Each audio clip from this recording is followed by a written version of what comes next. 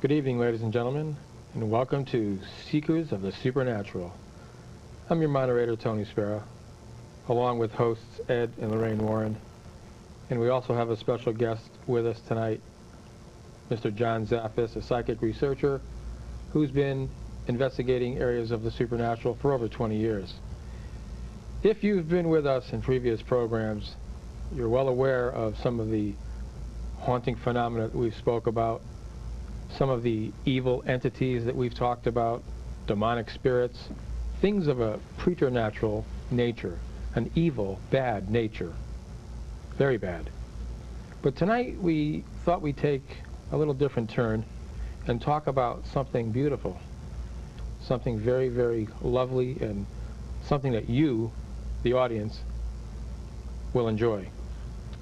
Tonight we're going to be speaking about spirits of the woods, elemental type spirits, spirits also known as gnomes, sprites, salamanders.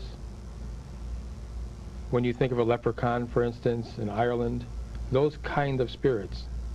When you think of a magical, mystical place, I don't know about you, but I think of England, Scotland, Ireland, the mystical Isles. Tonight we'll be bringing you there with Ed and Lorraine Warren's help, and speaking of some beautiful entities that they've witnessed, they've followed throughout the world. It's going to be a beautiful program tonight, and we welcome you. And we're going to begin the program with Ed. Ed, we'd like to start, if we could, about Scotland and England and about the fairies. You know, Tony, a lot of people, when you talk about such things as elementals, fairies, you can see that little grin come on their face, you know, no such thing. But in fact, there are many such type fairies. You have, as you said, the gnomes, which we have a statue of right here. These are well known in such places, especially Germany. Germany, England, Scotland, Wales. And we have encountered them on the moors of Ireland, Scotland, and England. Many people, in fact. I am particularly fond of one place, a fairy glen, which we're going to show many pictures of. And this is in Scotland. It's in northwest Scotland on the Isle of Skye, one of the most beautiful places on earth. Once you go there, you always return. Isn't that right, Tony?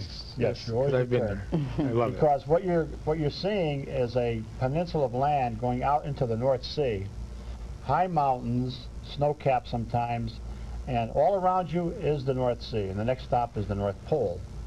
And in this mystical land, we have encountered elemental spirits, fairies. You don't always see them, but you know that they're there. Lorraine, of course, has seen them clairvisually, has heard them. She's even heard the fairy music, which is on the fairy bridge. The fairy bridge is a well-known area by the Scottish people because it is part of their history. About 500 years ago, one of the MacLeods, a Lord MacLeod of Dunvegan Castle, had actually married one of the wee people. Now when I say wee people, this woman was probably about 3.5 or 4 foot high. And of course we know in those days normal people weren't much bigger. They rarely went over 5'7" or 5'8". So he wasn't exactly a giant to her. They did get married.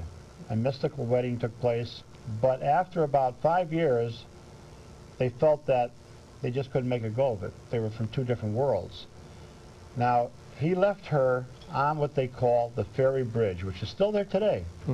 But as they parted, she gave him the fairy flag, which remnants of it are still at Dunvegan Castle. You can still see this fairy flag that she gave him. She told him that if ever the castle were in need of help because of it being overtaken by some enemy, fly the flag, and 3 times it would be saved. They flew that flag twice already. Twice it was saved from being besieged. They still can use that fairy flag one more time. And as I said, you know, Scottish children, historians, all believe very firmly in the fairy world. I'll be talking about an encounter that I had personally later on in the show, which took place right here in the United States. In fact, again on a very mystical mountain, not far from where you live, Tony. And it's up near Boston, a small village. And Granville New Boston. Forest, New Boston. New Boston. New Boston, And Massachusetts. Granville Village is right at the top of the mountain. Mm-hmm. And I'll tell that story after. But first I'd like to show these people out here, our audience, some beautiful pictures that we've taken on the Isle of Skye. And they'll see a sunset going down. It only gets dark for about 45 minutes there, you know, as you know. And then, of course, the sun comes up again. I think, Tony, while we were in England and Scotland this time, a magazine that I always pick up on there, which is very lovely, which is Country Living, similar to what we have in our own country. But they are so open regarding the fact of anything of a spiritual nature, ghosts, haunted houses.